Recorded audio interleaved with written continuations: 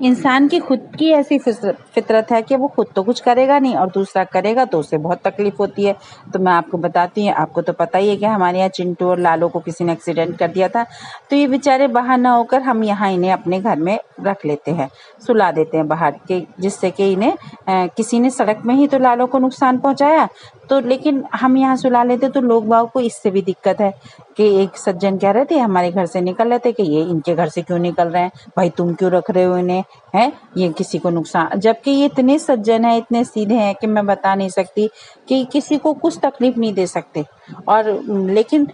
Indirect way में हमें ऐसे कहते हैं कि भाई यदि तुम इन्हें ना भगाओगे तो हम इनका इंतजाम कर देंगे। भाई इंतजाम ऐसे कैसे करोगे, क्या कि या तो वो पुलिस में बैठ जाते हैं या अपना उसमें नगर पालिका को फ़ोन कर देंगे, उसकी वो गाड़ी उठा कर ले जाएगी। तो भाई हमने क्या कि ये बेचारे बच्चे फिर कहीं और चले जाएं,